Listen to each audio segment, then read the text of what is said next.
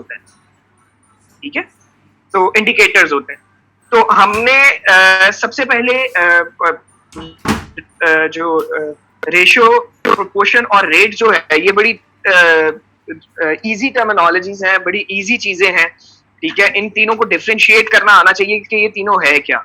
जो ये सबसे फॉर्म है हमारी किसी भी मेजरमेंट की, ठीक है। इसमें हम क्या करते हैं कि इसमें हम एक न्यूमरेटर लेते हैं और एक डिनोमिनेटर लेते हैं, ठीक है, और उनको आपस में डिवाइड कर देते हैं। अब न्यूमरेटर और डिनोमिनेटर का कोई लिंक नहीं होता आपस में, ये एक शर्त है रेशो के लिए, ठीक है। For example man versus males versus females, तो ये दो लोगों की रेशो बताता है जिनका आपस में कोई कनेक्शन नहीं होता। यानी न्यूमरेटर और डिनोमिनेटर की जो फिगर्स हैं, जो टारगेट पॉपुलेशंस हैं, जो टारगेट ऑफ स्टडीज हैं, इनका आपस में कोई लिंक नहीं होता, ठीक है जी।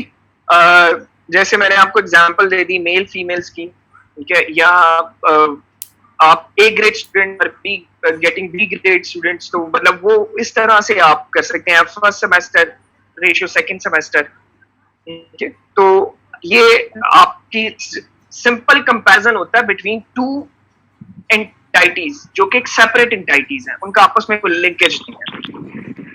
नेक्स्ट चलते हैं हम प्रोपोर्शन पे। जो प्रोपोर्शन है, it's basically type of rate जिसमें आपका जो न्यूमरेटर होता है, ठीक है, that is an integral part of denominator. For example, हम अगर ये देखें कि एक जगह पे एक क्लोज पॉपुलेशन पे नंबर ऑफ फीटल डेथ्स कितनी हुई हैं out of total live births, तो जो फीटल डेथ्स हैं वो भी तो बच्चे डिलीवर हुए हैं, तो वो भी लाइव बर्थ्स में इंक्लूड होंगे।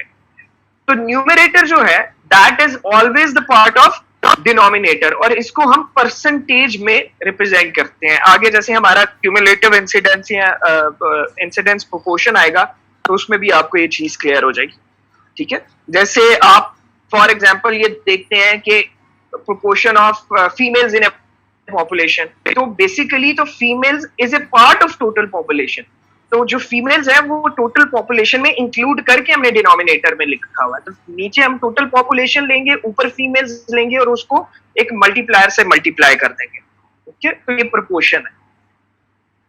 नेक्स्ट चलते हैं रेट पे। रेट बेसिकली प्रोपोर्शन की टाइप है जिसमें हमने टाइम को लिमिटेशन दे दी है कि ड्यूरिंग दिस पर्टिकुलर टाइम ये इवेंट हुआ है। फॉर एग्जाम्पल, नंबर ऑफ जो सीए लंग केसेस हैं in a population in 2011 for 1 year, ठीक है। तो ये हमारी टाइम की लिमिटेशन आ जाएगी रेट में कि हमने टाइम को डिफाइन कर दिया है कि हमारे पास number of CA lungs during 2011 divided by जो टोटल नंबर ऑफ पॉपुलेशन या स्मोकर्स अगर टारगेटेड है तो स्मोकर्स की, ठीक है, इन दैट पॉपुलेशन, ठीक है। तो आपका जो रेट है इसमें आप जो है ना टाइम की लिमिटेशन डाल देते हैं। Am I clear? मैं ज्यादा तेज तो नहीं चल रहा क्योंकि ये बड़ी बेसिक चीजें हैं, ठीक है। अब जो रेट है इसके कंपोनेंट्स क्या होते हैं? इसमें एक न्यूमरेटर होता है, एक डिनोमिनेटर होता है, टाइम स्पेसिफिकेशन होती है और एक मल्टीप्लायर होता है, ठीक है। और ये जो मल्टीप्लायर है ये हमने खुद डिसाइड करना होता है कि हमने हमारा होल फिगर में आ जाए, जैसे मैम करवाती हैं हमेशा कि हमारा जो आंसर है वो एक ऐसी फिगर में आ जाए जिसको हम प्रेजेंट कर सकें। तो उसके अकॉर्डिंगली हम अगर थाउजेंड्स में है तो हम थाउजेंड्स में इससे मल्टीप्लाई कर देते हैं। इवन 100,000 का मतलब ये साइज ऑफ सैंपल पे डिपेंड कर रहा होता है कि हमारा मल्टीप्लायर कितना होता है, डिनोमिनेटर के साइज पे डिपेंड कर रहा होता है, ठीक है। तो अगर रेट का फॉर्मूला देखें तो number of events in a given period divided by susceptible percent time या average population during that period. Basically जब आगे जाके आप डिफरेंट टाइप ऑफ रेट्स पढ़ेंगे तो उसमें परसेंट टाइम भी आ जाएगा या एवरेज जो हमने इंसिडेंट्स में पढ़ना, तो आपको उसमें ये क्लियर हो जाएगा कि बेसिकली रेट क्योंकि जनरलाइज टर्म्स है तो इसमें परसेंट टाइम भी आ सकता है और एवरेज पॉपुलेशन रिस्क भी आ सकती है ड्यूरिंग दैट स्पेसिफिक पीरियड जिस हम बात कर रहे हैं, ठीक है। अगर हम देखें तो रेशो में सबसे बेसिक मेजर है, उसमें न्यूमरेटर और डिनोमिनेटर में कोई रिलेशनशिप नहीं है, उसी निकलती है प्रोपोर्शन, यानी proportion is a type of ratio जिसमें न्यूमरेटर डिनोमिनेटर का पार्ट बन जाता है, और प्रोपोर्शन की ही एक स्पेशलाइज्ड फॉर्म है रेट, जिसमें हम टाइम की लिमिटेशन लगा देते हैं, ठीक है। तो ये तीनों इंटर रिलेटेड चीजें हैं, हमने एक चीज निकाली है, तो ये इनका आपस में रिलेशन भी याद रखना है। अब मैंने एक डायग्राम, क्योंकि मैंने पहले मॉर्बिडिटी को अलग पढ़ा था और मॉर्टेलिटी को मैंने बिल्कुल अलग पढ़ा है, तो मॉर्बिडिटी जो है ना, उसका आपने अगर मेजर्स देखने हो तो मॉर्बिडिटी होती क्या है वैसे by the way? Doctor rate का कोई फॉर्मूला है? रेट का फॉर्मूला है ना जी, मैंने आपको बताया है कि रेट का फॉर्मूला है कि number of events in a given population in a given period. एक सेकंड होल्ड कीजिएगा, मैं बता रहा हूँ, एक सेकंड। ये इसका फॉर्मूला ये है ना कि number of events in a specified period, के एक पीरियड में कितने इवेंट्स हुए हैं वो, और exactly over the susceptible person time, और या एवरेज पॉपुलेशन जो एट रिस्क हो रही है उस गिवन टाइम पीरियड में, और मल्टीप्लाई बाय जो भी मल्टीप्लायर आप चूज करेंगे। मल्टीप्लाई एन मल्टीप्लायर ही है ना जी, N is a multiplier, yes, जो भी आप चूज करेंगे जिससे आपका फिगर राउंड होना चाहिए। सही है।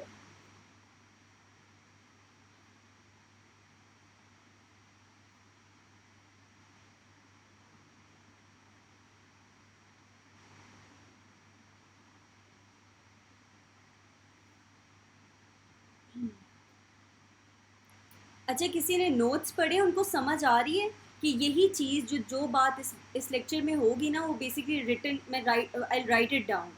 तो बाकी जो मेहजबीन लिख रही है ना, वो मैम के नोट्स लिख रही हैं, मतलब जो मैम पढ़ाती रही हैं और जो वो कोई की पॉइंट्स देती रही हैं ना, तो वो उनके नोट्स में वो है, और मेरे रिवीजन नोट्स में एग्जैक्टली ये जो डॉक्टर अली पढ़ा रहे होंगे, तो अब वीडियो देखने की ज़रूरत नहीं है, मतलब ये है कि ईजी हो जाता है। ठीक है, थैंक यू। तो रेट का फॉर्मूला हम देख रहे थे कि जी rate is equal to number of events, of any events, any health related events in a given population in a given period of time divided by susceptible या population at risk either in terms of person time or average population during that period, multiply by multiplier। Clear हो गया? ये किसने पूछा था formula? जी मैंने पूछा था, हो क्या? अच्छा जी, ठीक है। तो मैंने पूछा था कि मॉर्बिडिटी क्या होती है?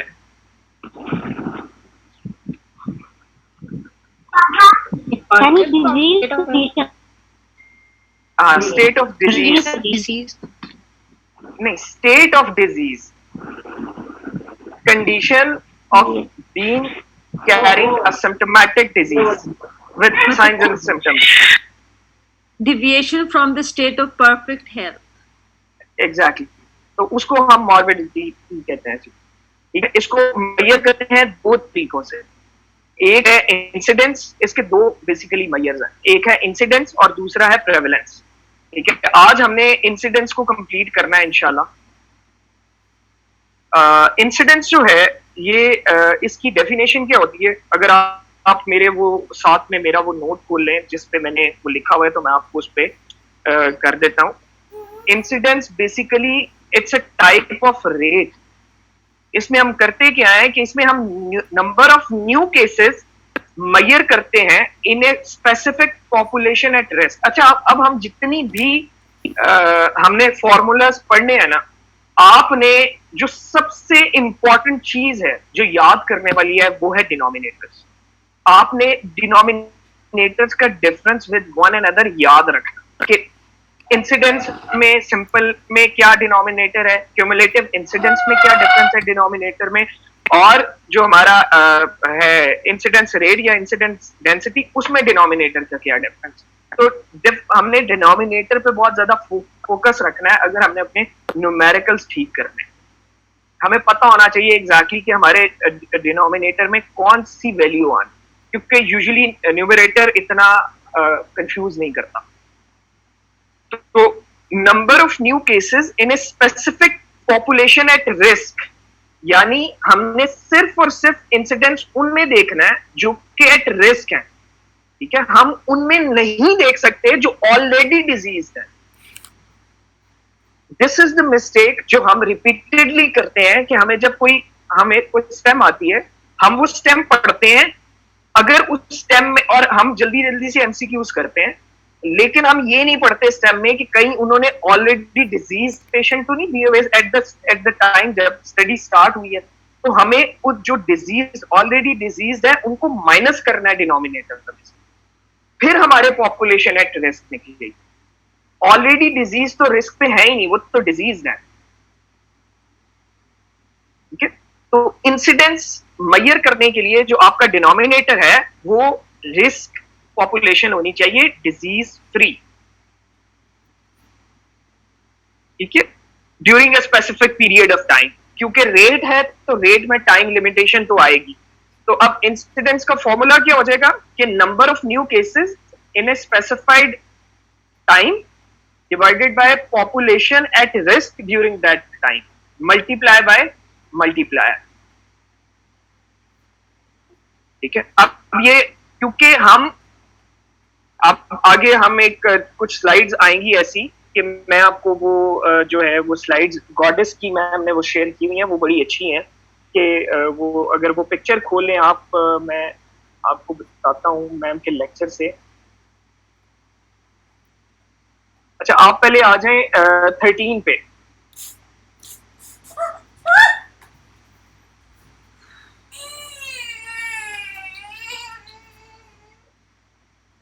ठीक है, अब ये आपने डायग्राम देखें।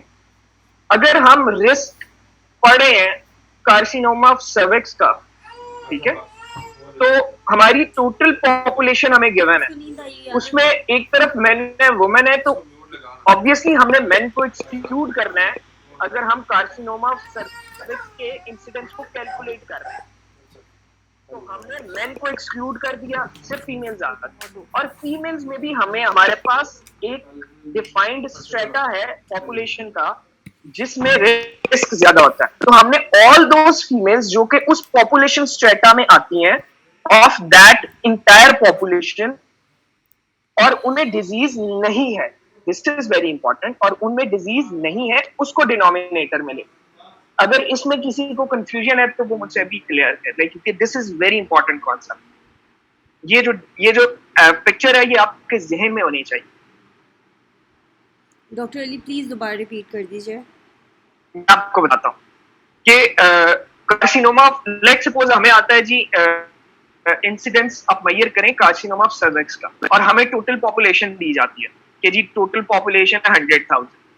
अब 100,000 में से हमारे पास 50% फीमेल की रेशियो है, यानी 100,000 में से 50% फीमेल्स हैं। तो हम अब incidence of carcinoma of cervix में मेल को तो इंक्लूड ही नहीं कर सकते, तो ऑटोमेटिकली हमारी जो मेल पॉपुलेशन है वो डिनोमिनेटर में से डिडक्ट हो जाएगी, तो हमारे पास रह जाएगा 50,000। अब कहते हैं जी इस 50,000 में से सिर्फ 25% ऐसे हैं जो कि 25 to 69 years of age strata में लाया करते हैं, क्योंकि ये हमारी हाई रिस्क एज ग्रुप है, हाई रिस्क एज स्ट्रेटा है। तो हम क्या करेंगे कि हम मजीद 50,000 में से 25% ले लेंगे, यानी 25,000। अगर वो हमें ये कहता है कि जी इसमें से 5,000 खवातीन ऐसी थी जो कि at the time of start of study already disease थी, तो हमें उन्हें भी निकालना पड़ेगा, क्योंकि this is not incidence, this is not new emergence of disease. Incidence में हमने नए केसेस पढ़ने हैं, तो ऑलरेडी डिजीज है उसको भी माइनस कर दिया, तो हमारे पास 20,000 आ गया। तो एक्चुअल पॉपुलेशन जो हमारी डिनोमिनेटर में आएगी दैट इज 20,000, अगर वो हमें इतना कॉम्प्लेक्स कोई न्यूमेरिकल दे देता। तो आपको ये एग्जांपल मैंने इसलिए दी है कि आपने खुद ब खुद उसको डिडक्ट करके ये डिसाइड करना है कि आपके डिनोमिनेटर में क्या आएगा। अब क्लियर हुआ आपको? जी, थैंक यू। जी अच्छा चले। जी जी। अच्छा मुझे ये बताएं कि इसके न्यूमरेटर में हम जो बाकी एज ग्रुप्स हैं उसको भी लेंगे अगर इस फिगर को हम देखें तो, कि नंबर ऑफ न्यू केसेस जो है सिर्फ इसी जो है एज ग्रुप में लाइक 25 to 69 सिर्फ वो लेंगे या ओवरऑल हम जो 3 एज ग्रुप्स इन्होंने हमने तो ओवरऑल केसेस न्यू केसेस लेंगे, लेकिन क्योंकि हमारी पॉपुलेशन एट रिस्क ये वाला ग्रुप है, ठीक है जी सीए सर्वेक्स का, और लाइकली इसकी एज ग्रुप में ही मोस्टली सीए सर्वेक्स होता है, इससे कम और इससे ज्यादा में नहीं होता, बहुत रेयर है, ठीक है। तो कॉमन फिनोमेना को देखते हैं, रेयर फिनोमेना को इंक्लूड नहीं करते, और अगर एक दो केसेस हो भी जाते हैं तो वो इतने सिग्निफिकेंट नहीं होते, हमारे रिजल्ट को इतना वो सिग्निफिकेंटली वो अफेक्ट नहीं होते। ठीक है, रिप्रोडक्टिव एज आपको मेरी बात समझ आ गई है? जी जी जी जी समझ आ गई। मतलब जी, ज्यादा रिस्क बिल्कुल। इसी तो ये एज ग्रुप में है इनका। हाँ जी हाँ जी। तो आपका ये रिस्क मेजरमेंट करता है incidence in any population. Example मैंने जो एक लाइन में एग्जांपल लिखी हुई है, सीए सर्वेक्स में denominator will have age specific strata of females only which were not diseased at the start of study. ठीक है, तो ये बड़ी इंपॉर्टेंट कॉन्सेप्ट है कि हमारे पास डिफाइंड टारगेट पॉपुलेशन होनी चाहिए। अब आगे से अगर हम इंसिडेंस को देखें तो इंसिडेंस दो किस्म का हो सकता है, एक हो सकता है क्यूमुलेटिव इंसिडेंस और इंसिडेंस प्रोपोर्शन, और दूसरा है इंसिडेंस रेट और इंसिडेंस डेंसिटी। ठीक है, अब बेसिकली प्रॉब्लम क्या होती है कि जब हम किसी पॉपुलेशन को, लेट्स सपोज ये जो 20,000 खवातीन थी, ठीक है, इनको हमने 5 साल के लिए स्टडी करना या 10 साल के लिए स्टडी करना, तो कुछ जगहों हमारे पास कुछ डाटा ऐसा होता है कि हमारे पास हमारा पेशेंट फॉलोअप 100% होता है, यानी हमारे सारे पेशेंट्स फॉलोअप पे होते हैं और हमें 100 के 100 या 20,000 के 20,000 जो लोग हैं, पॉपुलेशन के लोग हैं, उनका फेट पता होता है कि इनमें से कितने % को डिजीज हुई है, यानी हमारे पास प्रॉपर फॉलोअप होता है of entire population at risk का। उसके लिए हम क्यूमुलेटिव इंसिडेंस अप्लाई करते हैं क्योंकि all individuals are followed up till end of the specific time period. ठीक है जी, इसमें किसी का फॉलोअप लॉस नहीं होता। ये आपको जब मैं इंसिडेंस रेट और इसके डिफरेंस बताता हूं ना, तो आपको थोड़ा क्लियर हो जाएगा। तो मैंने बात हमेशा की थी कि आपको जो है वो पता होना चाहिए कि इसके डिनोमिनेटर में क्या आएगा। तो number of new cases, cumulative incidence का फॉर्मूला है number of new cases in specified time divided by disease free population at risk at the beginning of time into multiply. ठीक है, तो ये प्रोबेबिलिटी या रिस्क मेजरमेंट करता है और entire population is followed up for specified time. इसकी ये दो मेन पॉइंट्स हैं।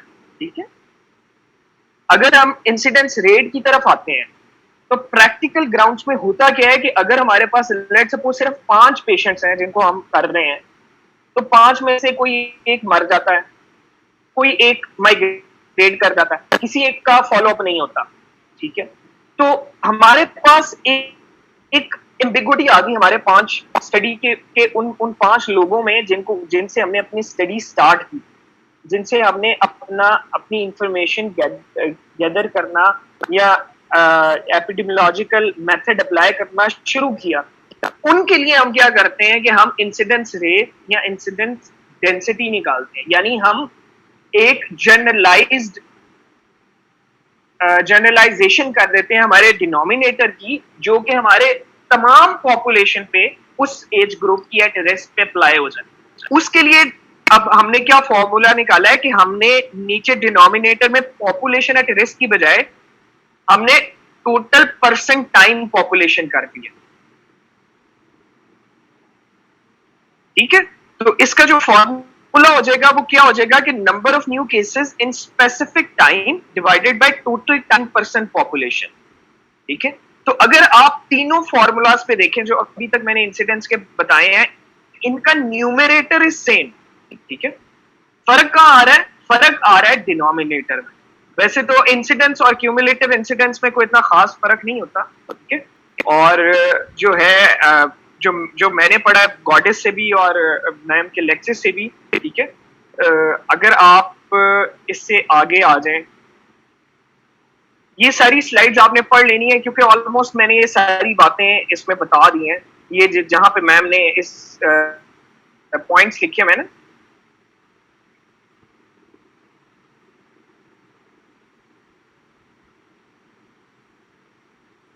Cumulative incidents. ठीक है, तो क्यूमुलेटिव इंसिडेंट्स भी बता दिया मैंने आगे। अच्छा, ये एग्जाम्पल पे आ जाएं, पेज नंबर 20 पे है। ये एग्जाम्पल मैम ने हमसे करवाई थी। अब देखें कि एग्जाम्पल क्या है कि 3500 कायदे आजम यूनिवर्सिटी स्टूडेंट्स हैं जो कि इनरोल हुए हैं for a period of 4 years. वैसे तो ये 3 इयर्स है, सारी कैलकुलेशन 3 इयर्स के हिसाब से हुई हुई है और टाइम पीरियड भी 3 साल का बताया हुआ है।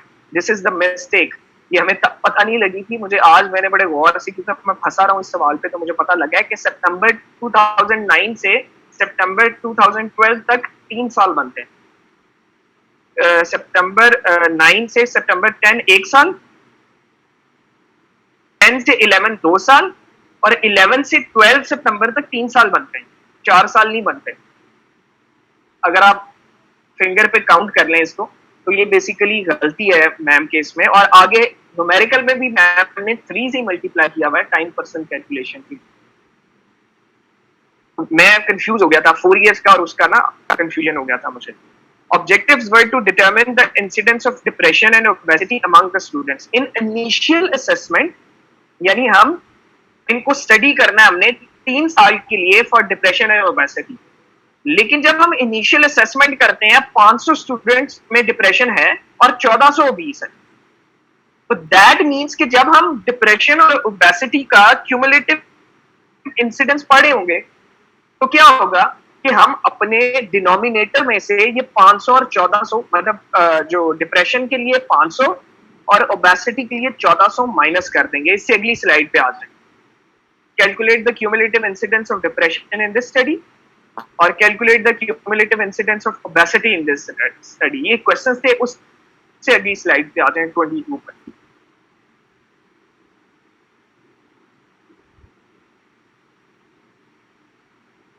अगली स्लाइड पे आ जाए प्लीज।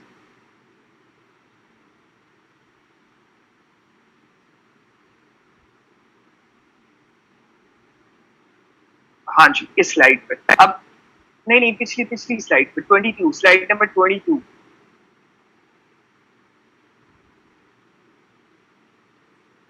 एग्जैक्टली, ये तो टेबल है। अब देखें कि हमारे पास 310 स्टूडेंट्स थे जो कि आफ्टर 3 इयर्स जिनको हमने स्टडी किया, तो वो हमारे पास डिप्रेशन के निकल आए और 543 जो है वो ओबीस हो गए। ठीक है, और हमारी पॉपुलेशन एट रिस्क जो कि टोटल एक्चुअल वाज 3500, उसमें से हमने, क्योंकि eight the start of study हमें पता था कि 500 स्टूडेंट ऑलरेडी डिप्रेस्ड है, तो हमने माइनस किया, हमारे पास 3000 आ गया। और हमें at the start of study पता था कि 1400 ऑलरेडी ओबीस्ड है, तो these two are already disease. ये हमने डिनोमिनेटर से इंडिविजुअल कैटेगरी में से माइनस कर दिया, इसलिए हमारे पास हमने जो डिनोमिनेटर है वो 3500 नहीं लिया, डिप्रेशन में 1000 लिए और ओबेसिटी में 2100। मेरी बात क्लियर हो गई है?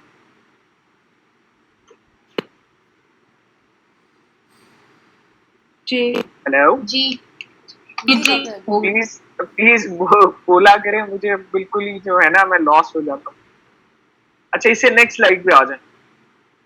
अब ये देखें कि उसने मेजर किया हुआ है क्यूमुलेटिव इंसिडेंस, तो 310 डिवाइडेड बाय 3000 इनटू 100, तो ये आ जाएगा 10.3। तो अब इसकी इंटरप्रिटेशन इज वेरी इंपॉर्टेंट। जब भी हमें क्वेश्चन पेपर में क्वेश्चन आएगा हमने इंटरप्रिटेशन की हेडिंग देके इंटरप्रिटेशन मस्ट लिखनी है। ये करना तो है सारा सॉल्व, लेकिन इसकी interpretation is very very important. अगर ये खत्म हो जाएगी तो प्लीज दोबारा से ज्वाइन कर लीजिए, मेरे ख्याल से खत्म होने वाली है मीटिंग। तो ये 10.3 न्यू केसेस ऑफ डिप्रेशन पर 100 students over a period of 3 years. ठीक है जी, ये आपने कर लिया। नेक्स्ट स्लाइड पे आ जाए।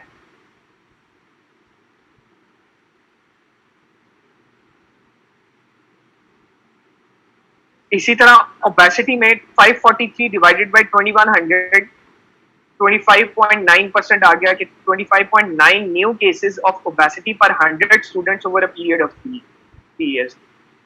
यानी 100 में से 25.9 या 26 न्यू केसेस आए हैं over a period of 4 years.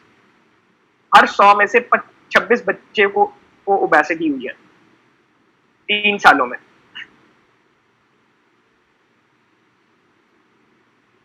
तो नेक्स्ट स्लाइड में मैम ने यही बताया हुआ है कि आप किसी भी मल्टीप्लायर से मल्टीप्लाई कर सकते हैं, लेकिन फिर आपने इंटरप्रिटेशन पे वही मल्टीप्लायर देना होता है कि अगर आप 100 से कर रहे हैं तो 100 स्टूडेंट्स, अगर आप 1000 से कर रहे हैं तो इतने पर 1000 स्टूडेंट, और अगर 100,000 से कर रहे हैं या 10,000 से करें तो उसके अकॉर्डिंगली आपने उसकी इंटरप्रिटेशन में मेंशन करना होता है। आगे आ जाए जी इंसिडेंस रेट। तो मैंने आपको बताया था कि इंसिडेंस रेट वहां पे हम मेजर करते हैं या इंसिडेंस डेंसिटी वहां पे मेजर करते हैं जब पास फॉलो अप हर हमारे जो स्टडी पॉपुलेशन है उसका टिल एंड नहीं रहता।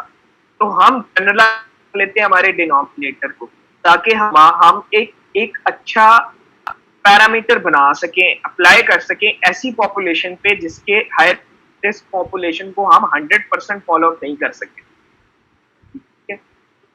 तो इसमें हम क्या करते हैं कि हम टाइम पर्सन ऑब्जर्वेशन पे ले जाते हैं उसे। ठीक है, टाइम पर्सन ऑब्जर्वेशन के लिए हम क्या करते हैं कि हम जो है वो टाइम को मल्टीप्लाई कर देते हैं पर्सन्स के साथ। अगर आप ये आज इस पे रिस्क पॉपुलेशन वाले टेबल पे जो कि 29 पे है,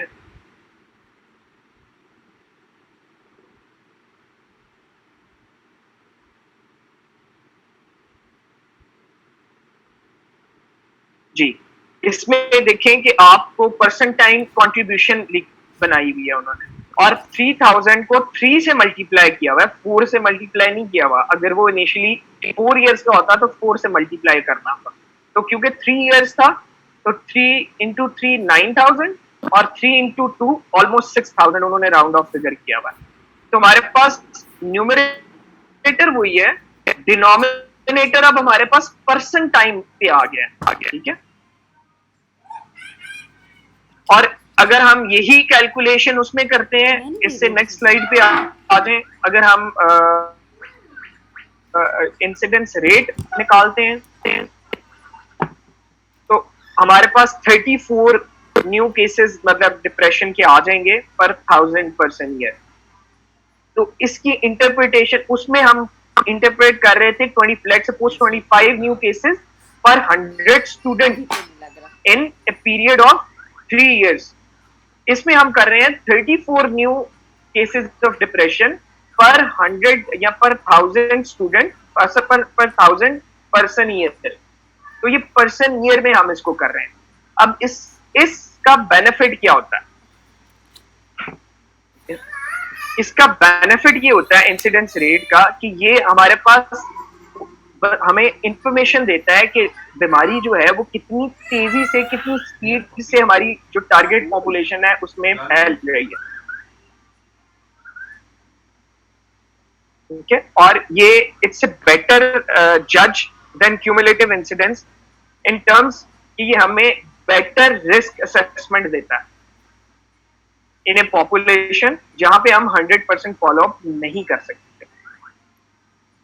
ठीक है, एक क्वेश्चन है मेरा। अगर जी प्लीज, हम जब मल्टीप्लाई करेंगे पर्सन टाइम वाला लाइक 3 इयर्स को, तो वो हम टोटल पॉपुलेशन से नहीं करेंगे जो नहीं, स्क्रीन न्यू केसेस जैसे 35 से नहीं हाँ जी, करेंगे? ऑब्वियसली वो तो मैंने कहा वो तो आउट ऑफ क्वेश्चन, वो तो बात पीछे रह गई ना। मैंने कहा कि जो अगर जो 500 केसेस है वो तो प्रेवलेंस का पार्ट है, वो इंसिडेंस का पार्ट है ही नहीं, वो तो ऑटोमेटिकली इंसिडेंस से निकल गए। तो वो इंसिडेंस में हम इंक्लूड ही नहीं कर सकते, बेशक वो इंसिडेंस रेट है या cumulative incidence. Eight the start of study जब हमने देखा तो 3500 में से 500 तो ऑलरेडी डिजीज थे, तो हमारे लिए वो इंसिडेंस नहीं है। इंसिडेंस तो सिर्फ नए केसेस पढ़ने हैं हमने, वो तो ऑलरेडी डिजीज है, वो हमारे लिए सिग्निफिकेंस नहीं रखते, हमने न्यू केसेस पढ़ने हैं। अब बात क्लियर हुई है आपको? जी जी जी हो गया। अच्छा, ये डॉक्टर ली, इसमें जो मैम की स्लाइड्स हैं, इसमें जो इसमें हेडिंग्स है ना, दूसरे तीसरे और चौथे कॉलम की, वो भी मेरे ख्याल में स्वैप करनी है हमने। शायद मैंने नहीं की, आप लोगों ने कर ली हो, क्योंकि वो नीचे जो फिगर्स हैं उससे मैच नहीं कर रही, तो स्वैप करनी पड़ेगी थर्ड और फोर्थ कॉलम की हेडिंग्स। हाँ वो शायद ऐसी ही है, मतलब वो, लेकिन बेसिक कॉन्सेप्ट तो आपको पता लग गया ना। पॉइंट ये है, बेसिक कॉन्सेप्ट तो आपको पता लग गया है ना। एक सेकंड मैं कंफर्म कर लेता हूँ। 310 543 नंबर ऑफ स्टूडेंट। हाँ जी, आई थिंक स्वैप हेडिंग सिर्फ स्वैप करते हैं, हेडिंग स्वैप करनी है आपको, बाकी नीचे वैल्यूज वही रहेंगी। ठीक है, वो हेडिंग्स मैम ने राइट वाली लेफ्ट में और लेफ्ट वाली राइट में लिखी हुई है, तो वो उनको आपस में इंटरचेंज कर रहे हैं। किसी को कंफ्यूजन तो नहीं हो गई? अगर आप डॉक्टर रूज दोबारा उस पे 29 पे आके दोबारा इसको जरा चेंज कर दें, क्योंकि मैंने इसको देखा नहीं था, मैं बिल्कुल न्यूमेरिकली सॉल्व कर रहा था, तो मेरे ज़हन में वही पॉपुलेशन ही चल रही। ये ऊपर से नीचे, तो नीचे अब वाले देखें, ऊपर 3000 के ऊपर जो हेडिंग है बेसिकली ये 310 के ऊपर वाली हेडिंग है, ये इस कॉलम वाली हेडिंग है, और जो 310 के ऊपर हेडिंग है वो 3000 और 2100 के ऊपर वाले कॉलम की हेडिंग। तो इनको स्वैप करना है आपस में, यानी ये जो 3000 है और 2100 जो है ये हमारे रिस्क पॉपुलेशन है, number of students who are at risk in the beginning of study. नहीं, ऐसे स्वैप नहीं करना, हेडिंग्स को स्वैप करना है। राइट ये आप गलत कर, लेफ्ट राइट उस तरह से। हाँ जी, अच्छा, left, right। हेडिंग्स सिर्फ जो ऊपर वाली हेडिंग है, जो ब्लू वाली हेडिंग है, हाँ जी एग्जैक्टली, ये राइट वाली लेफ्ट में चली जाएगी और लेफ्ट वाली राइट में आ जाएगी। Okay okay okay.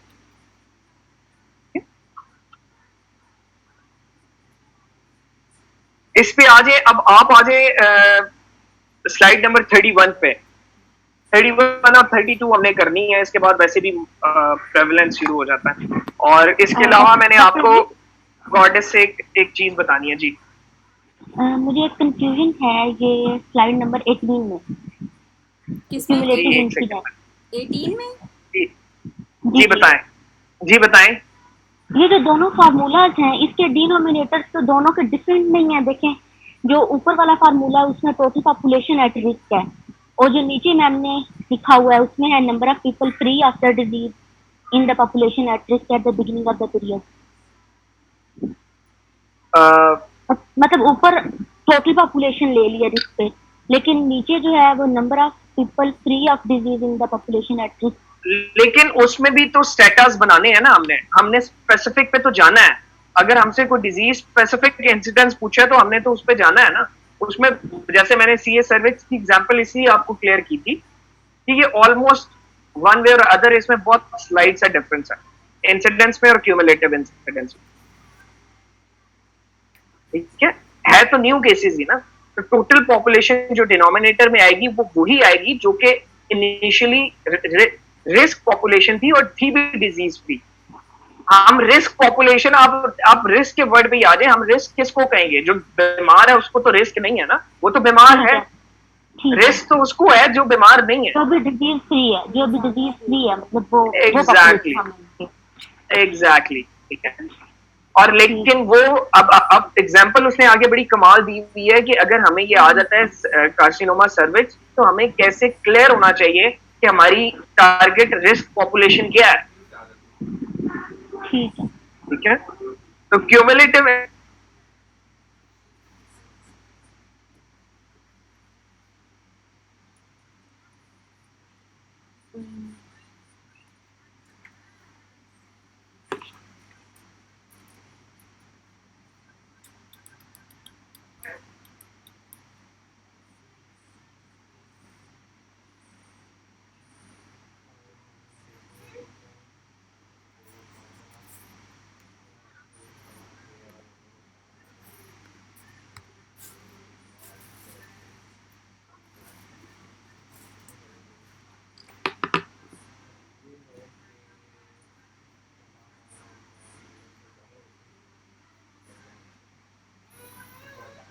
वैसे हमारे कितने लोग थे टोटल पार्टिसिपेंट्स अभी ये खत्म होने से पहले? हम लोग कितने थे टोटल? आई थिंक 19 थे। डॉक्टर अली ये मुझे वो कर दें, अलाउ कर दें टू शेयर स्क्रीन। अच्छा, स्क्रीन शेयरिंग अलाउ कर, ठीक हो गया। मैं सेटिंग्स जी मैंने कर दी।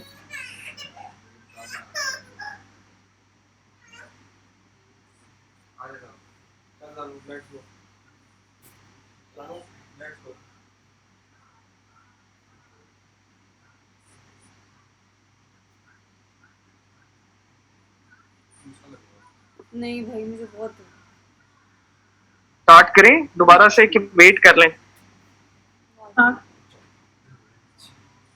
नहीं स्टार्ट कर लें डॉक्टर अली, नीचे ले जो डैडी टाइम ज्यादा हो जाएगा।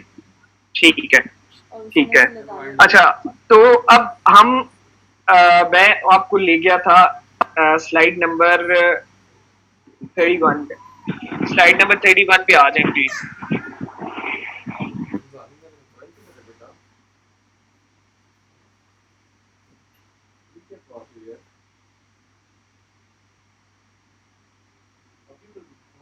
ठीक है, अब देखें जी, इसमें पहला जो बॉक्स है, अगर हम लेफ्ट से राइट पे जा रहे हैं, क्योंकि लेफ्ट से राइट पे टाइम हमारा ट्राई कर रहा है, सबसे पहले हमारे पास डिफाइंड पॉपुलेशन थी।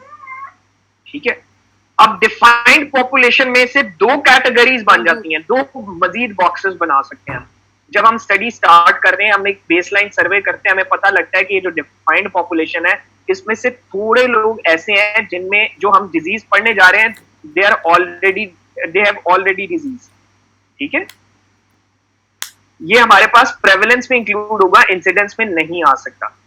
और नीचे वाला जो बॉक्स है जो व्हाइट है, they do not have the disease, this is our target for, इस पॉपुलेशन को हम स्टडी करेंगे। ये हमारी रिस्क पॉपुलेशन है जिनमें हम जो बीमारी पढ़ रहे हैं वो हो सकती है कि नहीं।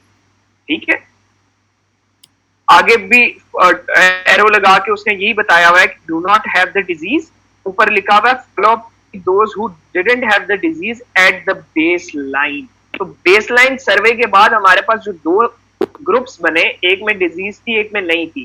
तो जिसमें डिजीज थी उसको हमने छोड़ दिया इंसिडेंस में, क्योंकि उससे हमारा इंसिडेंस में कोई काम नहीं है, वो हमारे प्रेवलेंस में आएगी। ठीक है, लेकिन इंसिडेंस में हमारे पास सिर्फ न्यू केसेस आने हैं और ये वाली पॉपुलेशन आनी है जो कि डिजीज फ्री लेकिन रिस्क पॉपुलेशन, रिस्क। इससे नेक्स्ट स्लाइड पे आ जाए। फिर हमने इनको over a period of time हमने इनको स्टडी किया, फॉर एग्जांपल 1 ईयर के टाइम के लिए हमने इनको स्टडी किया। ठीक है, अब इसमें से दो ग्रुप्स आ गए, एक वो थे जिन्होंने डिजीज डेवलप कर ली, this is our incidence now, और बाकी वो लोग थे जिन्होंने डिजीज डेवलप नहीं की, लेकिन ये हमारे डिनोमिनेटर का पार्ट तो होंगे ना, क्योंकि they were at risk but they didn't develop the disease. Only out of these total, सिर्फ इतने ऊपर से जो स्मॉल बॉक्स है उन लोगों ने डिजीज डेवलप। तो नंबर ऑफ न्यू केसेस में डेवलप डिजीज वाले केसेस आ जाएंगे, इंसिडेंस वाले, divided by total population at risk आ जाएगी। ठीक है, ठीक है जी ठीक है, कंफ्यूजन है? समझ आ अच्छा, इसके मैं जरा गॉडेस पे लेके जाना चाहता हूँ आपको। अगर किसी के पास गॉडेस है तो वो खोल ले, और मैं आपको एक पेज नंबर बताता हूँ, वो खोल लें।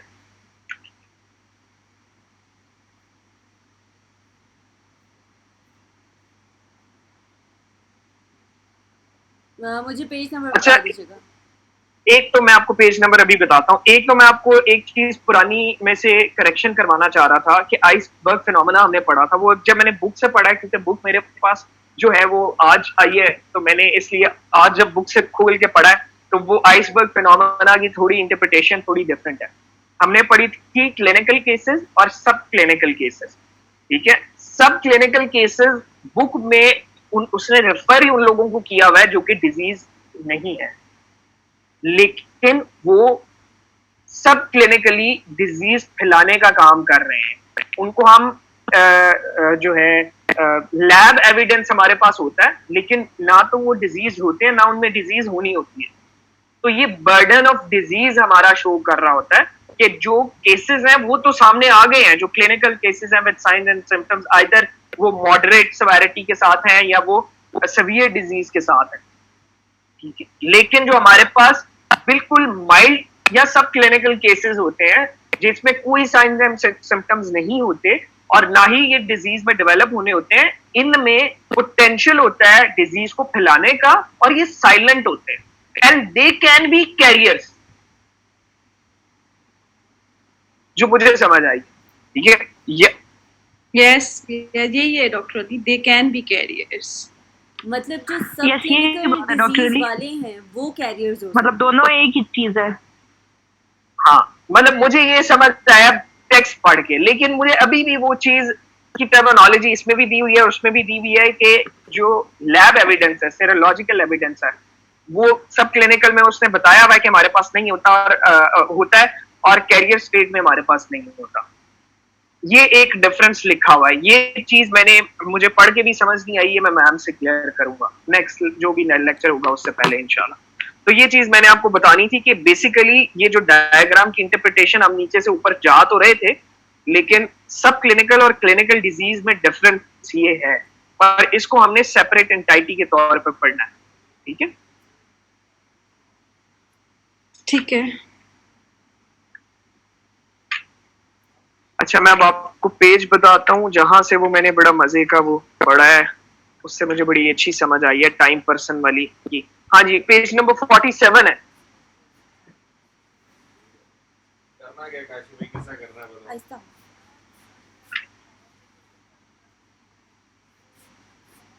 इसको गर्म भी कर लो,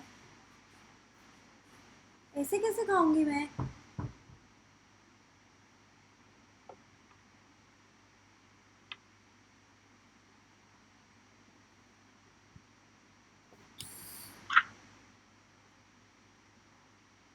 जी, आपने खोली बुक का पेज 47 48? ओके, हेलो, ये देखिए यही है। Page number 47। 47 पेज ना, 47।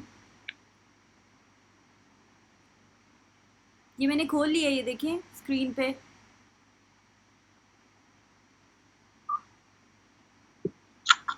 शो नहीं हो रही है अभी। क्यों नहीं हो रही?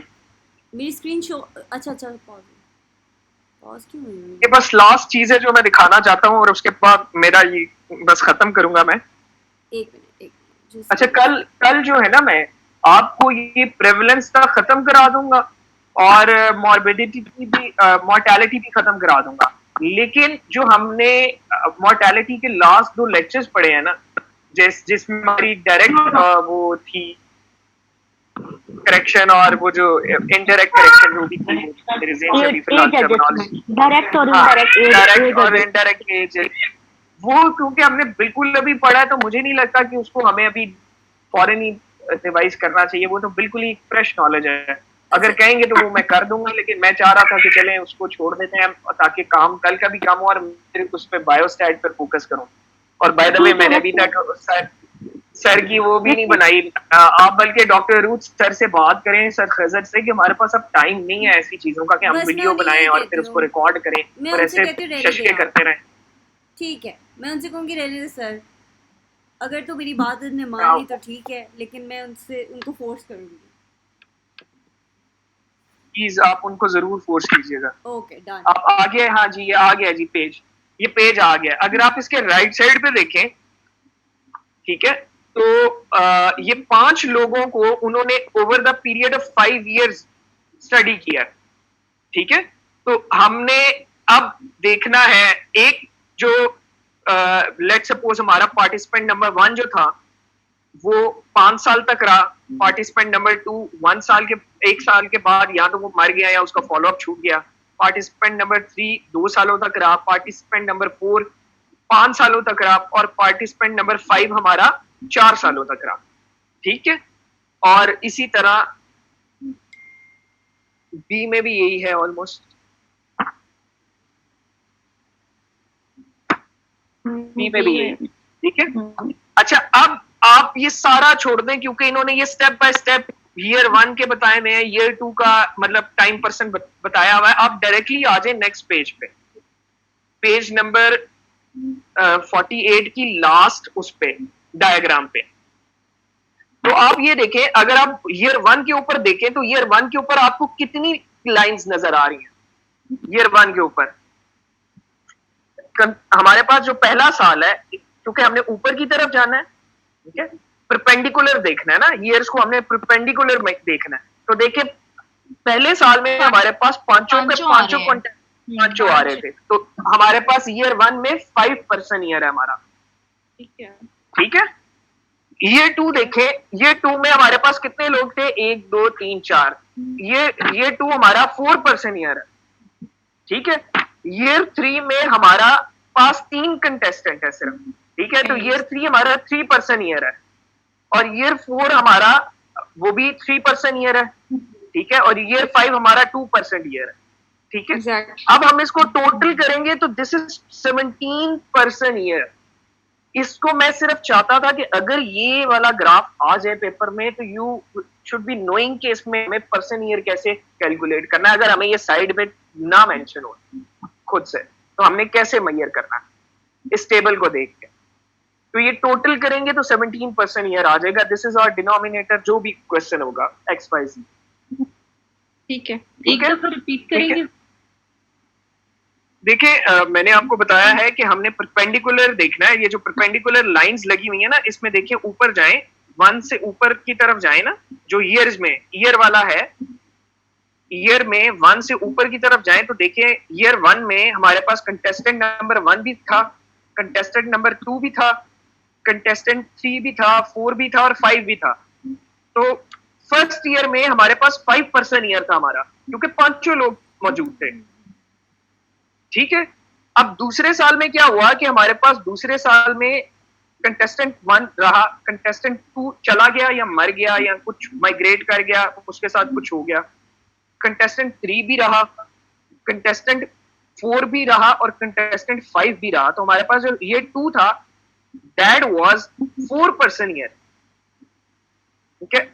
उसके बाद थर्ड ईयर में आते हैं। थर्ड ईयर में हमारे पास कंटेस्टेंट 1 है, कंटेस्टेंट 2 नहीं है, कंटेस्टेंट 3 नहीं है, कंटेस्टेंट 4 है और कंटेस्टेंट 5 है, ठीक है। तो हमारे पास ये 3% ईयर वाला मान गया ईयर। फोर्थ ईयर पे आ जाए तो फोर्थ ईयर में भी हमारे पास फर्स्ट, फोर्थ और फिफ्थ है, ठीक है। तो ये भी हमारा 3% ईयर बन गया। और फिफ्थ ईयर के एंड पे हमारे पास सिर्फ 2 लोग का फॉलोअप था, फर्स्ट का और फोर्थ का, तो ये हमारा 2% ईयर था। तो हमारे पास टोटल पर्सन ईयर 17 आ गए, ठीक है, समझ आ गया। ठीक है जी। तो ये हमारा ऑलमोस्ट जो है वो खत्म हो गया है जो है इंसिडेंट्स। और इंसिडेंट्स के आप मतलब कल लेक्चर शुरू कराने से पहले मैं चाहता हूं कि आप लोगों की मैं आपको इंसिडेंट्स रेट बोलूं तो आप फौरन से पहले मुझे फॉर्मूला सुनाए, क्यूमुलेटिव इंसिडेंट्स बोलूं फौरन से पहले उसका फॉर्मूला सुनाए, और इंसिडेंट्स जो डेंसिटी बोलूं तो उसका फौरन से पहले फॉर्मूला सुनाए। और आपको इनके डिफरेंसेस और इनकी वो पता होने चाहिए कि क्या हमारे पास बेसलाइन है, हम क्यों डिफरेंट